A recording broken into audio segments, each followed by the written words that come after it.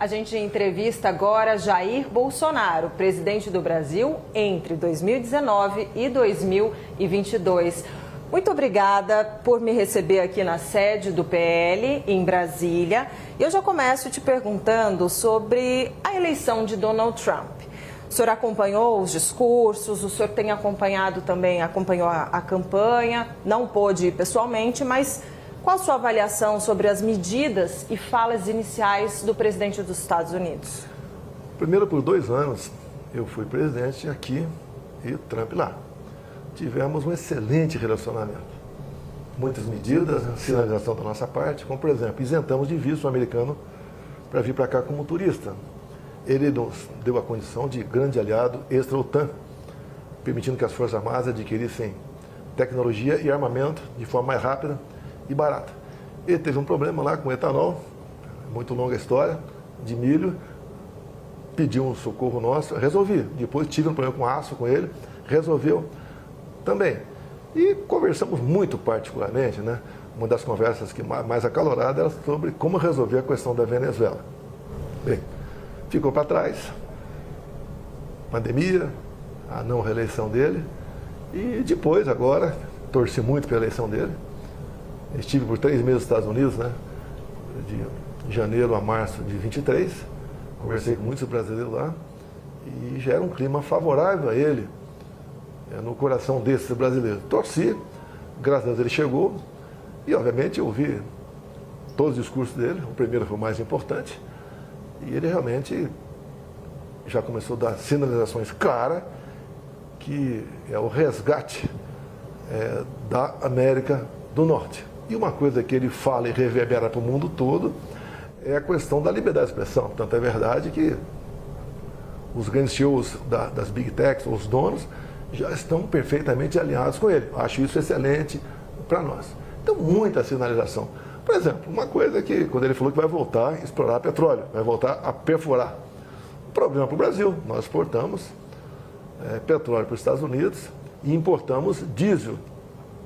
Ou seja, a gente não pode aqui ficar de costa, né, fingindo que não existe a margem equatorial para a gente explorar petróleo, ali próximo do Suriname e da Guiana. Entre outras coisas positivas, né, ele botou um fim na agenda woke. Eu digo que eu lutava contra essa agenda antes dela existir. Nós somos iguais, ninguém interessa o que com a minha vida particular ou a tua, né? Somos iguais. E acaba com essa discriminação. Já mandou cortar verbas para ONGs que mexam aqui no Brasil com as causas identitárias, entre ela a ideologia de gênero. Agora, realmente, né, é um discurso de se colocando no lugar dele, de se orgulhar. Gostaria, obviamente, de muita coisa fazer aqui no Brasil, caso tenha oportunidade, Deus me deu a oportunidade de voltar à presidência. No discurso dele, nos decretos que ele já assinou, ele tem uma agenda muito forte em relação à deportação em massa de imigrantes ilegais. E a gente sabe que tem cerca de 230 mil brasileiros indocumentados nos Estados Unidos. Eu queria te ouvir sobre essa preocupação com as famílias desses brasileiros, com esses brasileiros. Qual que é o posicionamento do senhor? Lá é a casa dele, como aqui é a nossa. Quem não está de forma legal tem que buscar uma maneira de se legalizar. Não são apenas brasileiros, se calcula um pouco mais de 10 milhões de ilegais lá. Uma parte disso foi gente que não tinha qualquer qualificação para ir para lá. Empurraram para lá muito tipo de gente que frequentava até presídios em outros países. Então ele está fazendo a coisa certa, foi compromisso de campanha, ele já começou a fazer esse trabalho lá. Você pode ver o Brasil, se você ver a nossa lei de imigração, acho que era 16, 17, é uma coisa que é para trás. Se chegar um navio num porto de Santos, com 2 mil estrangeiros ali dentro, que seja de onde for, ele passa a ter direito mais do que nós brasileiros, não pode ser assim. No meu governo, eu não aceitei aqui ou melhor, não aceitei ninguém vir para cá, a não ser um pouco mais de 200 afegãos, que eram cristãos, a pedido de lideranças evangélicas e do judiciário também. Trouxemos esse pessoal para cá. Mais ninguém além disso. São costumes diferentes, são pessoas que não agem conforme a gente age. É pessoas que têm comum se casar com uma menina de 12 anos de idade. Você não pode admitir isso. Isso está na nossa lei, que você tem que respeitar e reconhecer as origens dessas pessoas, a sua cultura, a sua formação, isso não pode acontecer. Agora, se você olhar o que está acontecendo com muitos países da Europa, você cai para trás. Estão perdendo a sua identidade. Alguns achavam que essas pessoas iam chegar lá e ser grato àquele país, muito pelo contrário. Estão com uma agenda própria, cuidando de si e trabalhando para que esse novo pedaço de terra seja semelhante ao que eles ocupavam anteriormente. Então, a Trump não mentiu e está fazendo a coisa certa. Nós não temos esse problema aqui. E eu acho que ele está fazendo o que prometeu e no lugar dele faria a mesma coisa. Eu tô te perguntando dos brasileiros especificamente, né? Porque a gente sabe que muita gente que saiu daqui para lá, porque estava numa condição econômica, social difícil, saíram fugidos, assim como, né, no sonho americano, tentando melhorar de vida, e aí o impacto, te pergunto por eles serem brasileiros, né, mas enfim, não, acho que... É regra do jogo, é a casa dele, ele faz as regras. Soberania, É né? a mesma coisa você, o que tu acha do MST que invadiu uma fazenda? É permanecer lá dentro ou não? Eles estão atrás de oportunidade, não tinham onde plantar. E o dono da fazenda, como é que fica? Então tem que ser dessa maneira, pô. Quem quer ir para lá, busque uma maneira legal de ir para lá, como temos muitos brasileiros de forma legal. Ó. E eu conversando com esses brasileiros lá atrás, eles eram também favoráveis a não deixar aquela fronteira aberta, em especial que o Biden deixou com o México. Olha, eu apurei e publiquei na CNN um movimento, né, que começou de aliados do senhor para pedir junto ao governo Trump algum tipo de resposta e para caçar o visto do ministro Alexandre de Moraes, o visto americano dele, de familiares dele. Queria saber qual a sua avaliação sobre essa medida. Como eu tenho uma passagem com o presidente, eu não vou dar palpite nem sugestão para o governo Trump. Tá? A adesão é dele. Tem parlamentares lá, sei disso, um pouco mais de 20 estiveram presentes agora, tratando desse assunto. Mas o americano, ele é muito rígido com quem viola direitos humanos. Se eu pegar você agora aqui, levar para um canto, deixar algumas horas confinada, isso é tortura. Quando você vê pessoas condenadas a 17 anos de cadeia, porque estavam com uma camisa verde e amarela e uma Bíblia embaixo do braço, isso é tortura. E muita coisa que já aconteceu lá é semelhante aqui. O próprio 6 de janeiro, o Capitólio, o nosso 8 de janeiro aqui. Lá no primeiro dia, um dos decretos foi anistiar em torno de 1.500 pessoas. Aqui eu espero que não precise chegar um presidente de direita para fazer isso, que o Congresso resolva esse problema agora. Então, quem viola direitos humanos, eu até perguntaria, né? Houve alguma tentativa armada de mudar o Estado Democrático de Direito no Brasil? Não houve.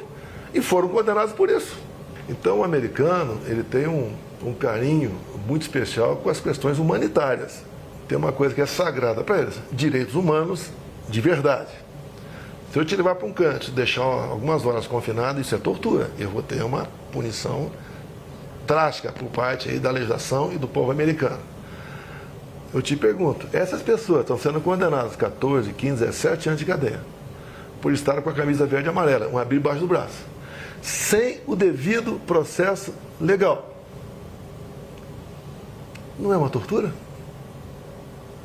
Quem está à frente desses inquéritos, onde a mesma pessoa é tudo no inquérito? Ela tem agido corretamente ou não? Agora, isso extrapolou, porque se faz um paralelo com o Capitólio, 6 de janeiro, o nosso aqui. Houve excesso aqui? Uma parte depredou, se bem que tudo foi depredado antes do pessoal chegar lá. Parte das pessoas também entraram. Não houve individualização da pena. É justo, nós estamos vendo o jogo de futebol aqui, Palmeiras e Corinthians. Tem um quebra-pau do lado de lá, na arquibancada. E gente ferida. É justo o estádio todo ser punido por causa daquilo? E o senhor avalia que essa anistia, ela virá mesmo do Congresso Nacional? Porque o então presidente ainda é presidente da Câmara, Arthur Lira, criou uma comissão para que esse assunto que continuasse sendo debatido, ou seja, jogar lá para frente esse assunto da anistia. O senhor acha que com uma eventual eleição de Hugo Mota na Câmara, esse assunto de fato vai andar? A gente espera que não precise eleger alguém de direita em 26 para 27 da anistia. aquela pessoa que comete um crime e está preso, tem um sentimento. Agora, quem está inocente lá dentro, tem uma senhora, jovem senhora de menos de 30 anos, que pintou lá de batom na estátua, com 2 filhos de 4, 5 anos de idade. Tem uma família enorme lá em Ji-Paraná, Rondônia, onde o marido foi condenado a 17 anos, está foragido, mas a mãe está lá com 6 filhos, o mais velho em torno de 10 anos, o mais novo de colo. Até tirei uma fotografia, fiz um vídeo com eles. É justo o que está acontecendo? E nós sabemos, né? Na verdade, o que é isso? É uma maneira de buscar eliminar a direita no Brasil. E você vê alguns por aí, importantes, pessoas importantes, né, de outro poder, falando abertamente, nós derrotamos o bolsonarismo. O bolsonarismo é o pior que tem no mundo. Tá? E você só vê medidas restritivas, desde antes das eleições, só em cima da direita. Quando você pega um grupo de empresários, 8, onde um dá um emoji positivo e entra no inquérito, um outro sofre duras sanções, tira uma página de 10 milhões de seguidores do ar para praticar minha campanha. É que parte desse expediente, né, ele foi em outro momento aplicado, menos em relação a redes sociais, porque não era tão ativo, mas o presidente Lula foi preso e dizia que era perseguido pela justiça, dizia que foi preso para impedir que não queriam que ele concorresse. Eu entendo assim esse posicionamento e essa sua indignação. Não estou chorando, não. Eu não sou o Lula, não. Lá tem corrupção. As pessoas foram delatadas, devolveram 5 bilhões de reais. As empresas assinaram a acordo de leniência na casa dos 15 bilhões de reais. Comigo não tem nada, não tem dinheiro na cueca, não tem conta esquisita lá fora, não tem corrupção em lugar nenhum. São teorias e são narrativas em cima de mim. Como a gente está falando, então, de justiça, depois a gente fala mais de política, que eu quero muito falar de 26, mas vamos falar desse assunto, então. Minha dúvida é a seguinte: pelo andar, né, dos acontecimentos, dos indiciamentos, o senhor acha que o senhor vai ser preso? Hoje em dia, qualquer um pode ser preso sem motivo nenhum. Como tinha gente que nem em Brasília estava e foi preso. Está na mão de uma pessoa decidir o futuro de qualquer um. Botar numa preventiva quanto tempo ele assim entender. E você viu, uma Folha de São Paulo fez a matéria, né, de um juiz lá do senhor Alexandre Moraes conversando com o chefe do comitê lá de combate à desinformação. Olha, o ministro pediu isso, pediu aquilo, faça o relatório como ele está desejando. O ministro quer o Eduardo Bolsonaro. Use a sua criatividade. Só isso na Lava Jato teria sido anulado há muito tempo. É justa a possível punição para cima de mim? Que golpe! Que golpe! Mas, independentemente da sua avaliação de ser justo ou não, o senhor acha que pode vir Qualquer a um pode ser preso a qualquer momento. Entendi. O Braga Neto está preso, segundo a gente vê lá nos autos, né? Por ter conversado com o pai do Coronel Cid 1 ano antes. E o inquérito já tinha sido feita a denúncia, entregue para o Supremo. Não tinha como ele ser preso por obstrução da justiça. Não tem como. É igual o Felipe G. Martins. Ele não foi para os Estados Unidos. Ficou quase 1 ano preso. E agora, para me negar meu passaporte, está lá na peça do senhor Alexandre Moraes que eu poderia fugir do Brasil, como o Felipe Martins fez em 2022 no meu avião. Ele não entrou no meu avião. Ponto final. Decide, não quero dar, não dou e tudo bem. Outra, onde é o meu fórum? É o Supremo ou é a primeira instância? Onde eu falo das pessoas que foram presas agora aí? É a primeira instância, não é a última instância. Se isso acontecer, né, na sua avaliação, o senhor ser preso injustamente, o que vai acontecer? Eu vou para a cadeia, eu não vou sair do Brasil. Eu não vou fugir do Brasil. Eu podia ter ficado lá quando fui para os Estados Unidos. Quando eu fui na pós do Milei, poderia ter ficado. Vim para cá, sabendo de todos os riscos que estão ocorrendo. Lógico, vai ter uma repercussão no mundo todo, que quando você prende um ex-presidente, o pessoal quer saber qual o motivo. Olha, o mundo hoje, grande parte, já sabe o que está acontecendo no Brasil. Mas o senhor acha que poderia acontecer uma comoção social? Não sei, não vou sugerir nada, nem propor, nem achar. Agora, uma tremenda injustiça, como está sendo feita com essas pessoas, bem como com os investigados junto comigo, acusado de tentativa de golpe. Você pode ver. Em 22, acabou as eleições, o Valdemar da Costa Neto deu uma procuração para o advogado questionar algumas coisas por ocasião das eleições. Por causa disso, o Valdemar entrou no inquérito dos atos antidemocráticos, porque você não pode duvidar das eleições. Agora, você não pode duvidar em 22, porque em 18 duvidaram da minha. Em 18, acabou as eleições, chegou um papel muito bem escrito no TSE, e 2, 3 dias depois das eleições foi aberto o inquérito, instalado o inquérito 1361. Esse inquérito ostensivo. Então conta, o que tem nesse inquérito? Não vou te contar. Tem falado inquérito tanto desse ostensivo. Conta pra inquérito gente. Ostensivo. Ou seja, mas o que? Questiona a sua eleição? Esse inquérito nós tomamos conhecimento em 21. Tá? E tomamos conhecimento como? Por ocasião de uma proposta de emenda à Constituição da deputada Bia Kicis, o voto impresso. Alguém levantou esse inquérito por unanimidade. Os parlamentares votaram para ir junto à PF e conseguir esse inquérito. O inquérito chegou. Ostensivo, todo mundo teve acesso. Eu tive acesso. E quando eu mostrei esse inquérito para os embaixadores, no dia seguinte, alguém do TSE classificou esse inquérito como confidencial. Ou seja, nós temos aqui as apurações, tudo é secreto. Meu advogado não tem acesso ainda a tal da minuta de golpe. Não teve acesso ainda à delação que está lá. Ninguém tem acesso. É porque ainda está... Não, mas se ainda está, por que a denúncia? 2 anos não conseguiu levantar quem estaria na frente desse terrível golpe, que outro dia um colega de Israel até me disse, né? Que golpe é esse no Brasil que o Mossad não ficou sabendo? Uma piada. Que golpe é esse que me acusam, né? De eu estar lá em Orlando, da Disney, com o Mickey, o Pateta e o Pato Donald, programando um golpe aqui no Brasil. A PF chegou ao ponto de dizer que eu transferi meu dinheiro para os Estados Unidos, mais ou menos 800 mil reais, que eu transformei em dólar, para dar um golpe. Você vai dar um golpe com 800 mil reais? Que seria, pelo amor de Deus. seria para o senhor se manter lá enquanto o golpe estaria em curso. Se alguém quiser dar um golpe, ele iria para qualquer outro. Que PF mequetrefe é essa, hein? Dos Estados Unidos? É o último país para você fazer um ato como esse. Ainda, só para a gente concluir esses temas, né, de investigação, algo que chamou muito a atenção, e eu queria saber se o senhor teve conhecimento em algum momento, a história dos kids pretos, do plano para matar Lula, Alexandre de Moraes e Geraldo Alckmin. Olha, quem porventura escreveu isso aí se responsabilize. Então, o que eu vi na imprensa, isso está na conta do general Mário, né? E lá, pelo que fiquei sabendo, não está o nome desses 3 lá. Dá a entender que seriam eles. Mas o senhor ficou decepcionado? É lógico, ninguém quer. Isso para mim é uma bravata. Uma bravata. Você vai sequestrar e envenenar?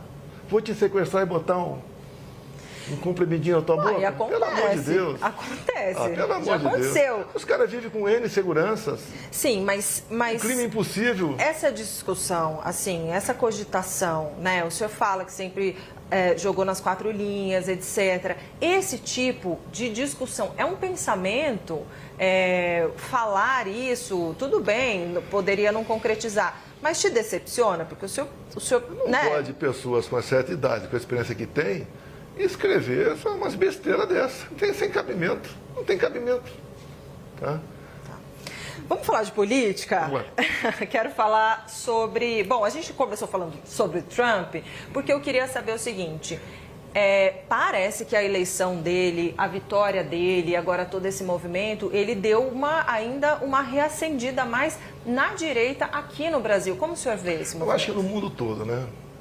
O meu filho Eduardo, que me representa realmente, representava e agora me representa também em muitos eventos fora do Brasil, vai retornar. Eu vou conversar com ele a tomar pé do que realmente tem para o Brasil. Eu acho que de imediato nós aqui vamos conseguir a liberdade de expressão de verdade. O Trump mesmo diz... De que maneira isso mas pode as Big Techs não vão ter mais chegadores. Tá? Vão ser notas da comunidade. Aqui mesmo, tá? Que aconteceu com o X, até durante as minhas eleições. O TSE determinava que essas Big Techs aí cancelassem, né? Desmonetizassem páginas, derrubassem as páginas. Isso não vai acontecer mais. Até essa própria reunião ontem aqui na AGU. Da AGU, os caras não foram, pô. Você está ignorando, pô. Tá ignorando. A gente vai fazer o quê?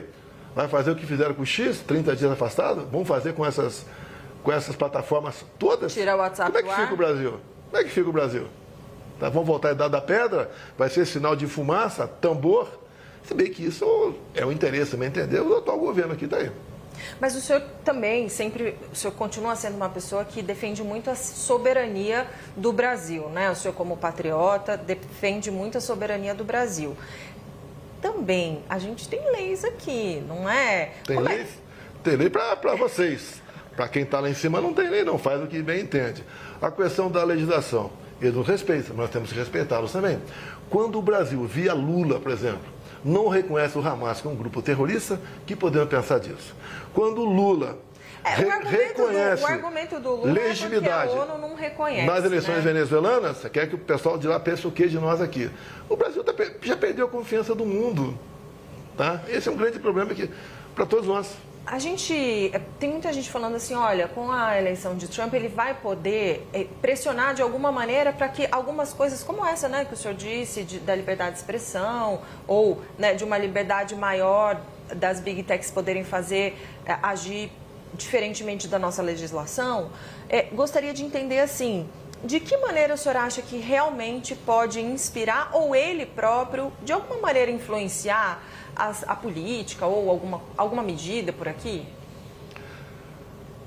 Olha, eu tenho alguma liberdade com ele. Quem tem muita liberdade é o Eduardo. Mas nós sabemos o nosso local, né? Nosso lugar.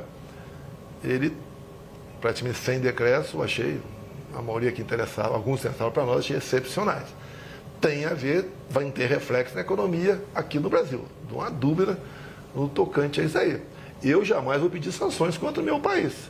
Mas, se o governo aqui não mudar, se aqui o lawfare não deixar de existir, vai ter problema aqui dentro. Pode ter certeza disso. Uma coisa eu digo, se eu tivesse movimentado tropas, generais, não sei o quê, ou a tentativa de golpe. Agora, um ou outro escreveu um negócio lá. Comigo você não viu nada. Você não viu eu aí com cabo e soldado na rua aí falando qualquer coisa. Me rotular de golpista, querer me botar 30 anos na cadeia, vai ter pressão de fora. Aqui pode ter retaliação. Aqui é lógico que vai ter retaliação. Aqui, retaliação em que sentido? Porque olha só, eu não vou dar palpite como o governo americano deve agir ou não. Tá? Quando você perde um mandato, muita gente vira as costas ou simplesmente se afasta de você. Chefe de Estado não é muito diferente. Alguns chefes de Estado pelo mundo eu mantive relacionamento, como por exemplo o Trump, entre Quando outros. ele saiu, o senhor continuou presidente, Eu fui o último chefe de Estado a reconhecer a vitória do Biden. Tem um significado para eles. Ele convidou, acho que 5 ou 6 chefes de Estado. Eu não era nada, eu sou ex. Né? Me convidou, juntamente com a esposa. Lamentavelmente não pude ir. Fiquei muito triste, queria acompanhar a minha esposa, que só retorna no sábado, que amanhã tem uma marcha lá contra o aborto nos Estados Unidos. Ele sabe disso. Alguns do primeiro escalão dele, né, se manifestaram contra isso aí. É uma ação do governo brasileiro, porque tem influência dentro do Supremo, tem, tá certo? Que foi uma negativa para um convite de um chefe de Estado. Que eu acho até que a repercussão seria menor com a minha ida do que com a minha ausência. A minha esposa, dada a maneira de se comportar, ninguém pode negar o trabalho que ela fez enquanto primeira-dama aqui no Brasil, né? E também seu comportamento, não mandou ninguém para aquele lugar. Sempre, né? Ela teve repercussão lá. Conversou com algumas pessoas, que não é o caso aqui, mas todo mundo viu. E muitos ficaram sentidos do que aconteceu. Eu não estou condenando nada. O Lula conseguiu em 2018, após uma condenação em segunda instância, tá? Ir para a África, com 2 painéis. Um painel era unidos para erradicarmos a fome na África até 2025. Vai acabar com a fome da África esse ano. E o outro é juntos, combatendo de frente a corrupção. O cara condenado em segunda instância foi para a Etiópia, que acabou não indo por outro motivo. Mas o Supremo deu liberdade para ele. Como ele andou pelo mundo também, condenado em primeira instância, sem problema nenhum. Por que essa perseguição em cima de mim? Qual foi o meu ato que eu transgredi alguma coisa? Me responda, qual foi o ato? Você não acha? Aí tentou dar um golpe. Mesmo que tivesse tentado, o que é tentar dar um golpe? Mas é que tentar já é o crime, né? Por isso que... Ou tentar, vai, qual soldado você do quartel? Me aponta um. Bom, ainda falando... Do meu lado teve o próprio Zé Múcio, que houve tentativa de golpe. O Nelson Jobim, ex-ministro da Defesa, também falou que não houve, depois ele voltou atrás. O próprio Temer falou a mesma coisa. Aldo Rebelo falou a mesma coisa. Pô, golpe só na cabeça de uma pessoa aí, não é nada. Só te fazer uma provocação. O seu atual advogado, Celso Vilade, chegou a falar que tinha sido golpe e agora diz que não, né? Mas ele falou, e eu ouvi a entrevista dele, tá? Com matéria que tinha na imprensa. Você não quer esperar uma imprensa isenta comigo. Entendi. Quando ele falou, quando eu tive acesso aos autos, pensei de maneira diferente e falou outras coisas que é privativo do advogado, né? Certo. Sobre nulidades, tá certo? Inconsistências. Sim, isso inclusive vai ser uma linha, quer dizer, vai continuar sendo uma linha de atuação, né? A questão das nulidades, enfim, que qualquer pessoa, se tiver nulidade, de fato, né, tem que apontar. Agora, falando de política, continuando a gente falando de política, quero falar sobre o cenário de 2026. Minha pergunta é, eu sei que o senhor não vai desistir de lutar até o último momento para se tornar elegível novamente e poder ser candidato à presidência. Isso é algo que o senhor sempre, né, deixa muito claro. Falando sinceramente, que eu sei que o senhor é um homem muito franco, o senhor acha mesmo que dá para até 2026, devido à conjuntura, o senhor voltar a ser elegível? Se eu não for candidato, por uma perseguição de um ministro, que diz que eu abusei do poder político ao me reunir com embaixadores. E a segunda, elegibilidade. Abuso de poder econômico. Quando acabou o 7 de setembro, deixei minha faixa lá no palanque e fui num carro de som, que era do Silas Malafaia, e falei para quase 1 milhão de pessoas. Não gastei um centavo naquilo. Não usei a estrutura do 7 de setembro para falar com o povo que estava ali fora. Isso daí é uma negação à democracia. Quem deve escolher o seu representante é o povo e não um ministro do TSE. Então, sem a minha presença, é uma eleição parecida com a da Venezuela, onde a Maria Corina e o Capriles foram tornados inelegíveis por 15 anos com a acusação: atos antidemocráticos. Quais foram os atos antidemocráticos? Ocupar o carro de som e criticar o Maduro. E o Maduro, e lá, você só conseguiu descobrir, né, que houve fraude porque o Maduro aceitou há 2 anos, num acordo lá com os Estados Unidos e com a oposição, de ter o voto impresso. E ele riu, né, aceitou o voto impresso e afastou 2 pessoas por inelegibilidade. Já na Nicarágua, é um pouco mais sincero, lá o Ortega. Ele não afasta, nem torna inelegível. Os 7 opositores estão na cadeia. Vamos fazer eleições sem oposição aqui no Brasil? Que sem eu na direita, hoje em dia, não é oposição. Por quê? Eu evito falar nomes, tá certo? Mas eu entendo que é um direito meu disputar a eleição. Eu fui caçado, perseguido o tempo todo. E o último ato dentro da justiça eleitoral foram as inelegibilidades. Mas por que o senhor acha que sem o senhor... Não, sem o senhor entendi. Não seria democrático. Mas por que sem o senhor não tem oposição? O senhor não acha que outras lideranças da direita ou figuras da direita também podem representar a oposição? Cita os nomes. O senhor quer que cite? Vai citando. Tá, vamos lá. Tarcísio de Freitas. Representaria a direita? É um excelente gestor, ninguém nega isso aí. Você tem que conversar com o povo, né? O que acha dele. Se ele está maduro para representar a direita ou não. Ronaldo Caiado. É um estado com pequena densidade eleitoral. Ele é muito bem avaliado lá, mas não sai de lá. Qualquer saída fora dele, né, não tem aceitação, não tem nome. Romeu Zema. Bom administrador também, mas, no meu entender, conhecido mais em Minas Gerais ainda. Se você escolhe o estado do Nordeste, quiser ir comigo lá, você escolhe, a gente vai, você vai ver como o povo me trata. Pablo Marçal. Eu evito conversar sobre esse cara. Por quê? O cara está fora do barato, não conversa com esse cara. Não. As medidas dele, eu não gosto do Boulos, mas aquele negócio do atestado falso, essa fake dele agora de conversar com o Trump e tinha sido um tempo atrás. Então você tem que ter autenticidade, transmitir realmente confiança à população, Então eu não vou discutir o Paulo Marçal, deixa ele para lá. Eu acolhi um tempo atrás, conversei com ele, ele saiu daqui eu conversei fora com ele. Chegou na Câmara, mostrou a medalha, que tinha dado a medalha para ele, que eu estivesse apoiando ele para a Prefeitura de São Paulo. Não dá para conversar com uma pessoa que conversa contigo aqui, lá fora fala outro completamente diferente, né? Tem um baita no potencial, mas ele tem que se controlar. Não está confiável. Depende, pergunta para o povão aí. Não... Gustavo Lima. Conversei com ele um tempo atrás, no dia seguinte, ele viria ao Senado, no dia seguinte apareceu a candidatura dele para a presidência. Eu tirei o pé. Você precisa, né? Ele tem idade e tem popularidade. Tá? Do resto, a gente não conhece. Eu não conheço o resto dele. Então, vocês poderiam entrevistá-lo, né? Para saber do que ele pensa, o que ele pode fazer. É um nome, no meu entender, um excelente nome para o Senado, no meu entender. Para a presidência, não sei se está maduro para isso ainda. Ratinho Júnior. Me dou muito bem com ele. Tá?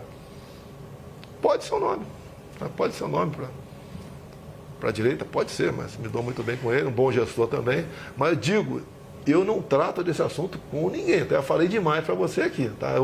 Tem só mais 2 nomes que eu quero pedir. Tá. Vai, o senhor falou que eu podia pedir, então eu vou pedir mais 2 nomes. Um nome interessante. Flávio Bolsonaro. Olha, nasceu em 1981, né? Está com 44 anos, se não me engano, acho que é essa conta aqui. Um excelente nome, preparado, tá? Tem uma experiência, um bom articulador, é um baita do nome. Não é porque é meu filho, assim como o Eduardo também é uma pessoa madura, tá? Tem um vasto conhecimento de mundo, inclusive. Podem ser opções, o Flávio, o Eduardo, pode ser. Sim. Michele Bolsonaro. Eu converso com ela quando ela voltar, agora cheia de saudades, né? Está voltando nos Estados Unidos. Eu converso com ela. Eu sei que quando você faz pesquisa, eu vi na Paraná pesquisa, ela está sempre um pouquinho, quase a margem de erro com o Lula. Esse evento lá fora vai dar uma popularidade enorme para ela, tá? Aí eu tenho que conversar com ela, o que eu tenho conversado com ela, somos casados, né? Cada um tem sua vida. Não, você casou, você tem que dividir tudo, né? É o mingau ou a falta de alguma coisa, tudo, tá? Então não tenho problema nenhum, estou 17 anos casado com ela. Seria também um bom nome, tá certo? Com chance de chegar. Obviamente, ela me colocando como ministro-chefe da Casa Civil, pode ser. O senhor seria ministro da Casa Civil? Dela seria qualquer coisa, que ela mandasse ser, eu seria. Interessante. Bom, vamos lá. Em que momento o senhor, enfim, já tem uma estrada política, sei, né, a presidência também o amadureceu muito a entender a política sob uma outra perspectiva, né? Não só a perspectiva combatível que o senhor sempre teve, mas também uma outra política de diálogo, de articulação, de alianças com outros partidos, etc, etc. Minha pergunta é, qual é o momento certo para pensar em lançar um candidato da direita ungido pelo senhor? Só os 48 do segundo tempo. Eu vejo de vez em quando, vejo matéria da imprensa, né? Podia estar articulando, eu estou impedindo. Eu não estou impedindo ninguém. Quem quiser lançar candidato, fique à vontade. Eu digo uma coisa, se o João quer vir candidato, tá? Imagine se tornar inelegível assim como eu fui. Injustiça. Eu não tenho crime. Eu peguei o Brasil, o Temer deu uma arrumadinha no Brasil e nós resolvemos a economia mesmo com a pandemia, mesmo com a guerra. Fizemos coisa demais. Até o Bolsa Família, que era de 190, passamos para 600. Levamos água para o Nordeste. Você, em 2010, levava 100 dias para abrir uma empresa. Comigo, menos de 24 horas. Nós criamos o PIX, deu-se clima toda. Foi no meu governo o PIX, depois do auxílio emergencial. Você não viu o caos do nosso governo, apesar da política do fica em casa, a economia te vê depois. Foi um bom governo ou não foi? Você nunca viu um time de ministros como o meu. Deixa eu te perguntar. Bom, mas aí o senhor tem muito esse ponto, né? Só que na eleição passada o povo escolheu Lula, né? Ou não? Olha, eu ando pelo Brasil, o povo me ama. Nem durante a campanha não arrastava ninguém por aí. houve uma campanha enorme contra mim. Por exemplo, o TSE botou o dedo na balança. Eu não podia falar que o Lula defendia aborto. Eu não podia mostrar o Lula lá na comunidade do Rio de Janeiro, ao lado de líderes comunitários que só foram eleitos graças à bênção do tráfico. Eu não podia falar do Lula que o cara roubava celular para tomar uma cervejinha. Eu não podia botar o Lula ao lado de Ortega, ou de Fidel Castro lá atrás, ou de Maduro agora. Eu não pude mostrar a imagem minha no enterro da Rainha Elizabeth. Eu não pude mostrar as imagens do 7 de setembro. O TSE fez uma campanha massiva para jovem tirar título de eleitor. Essa faixa etária, 3/4 votam no PT.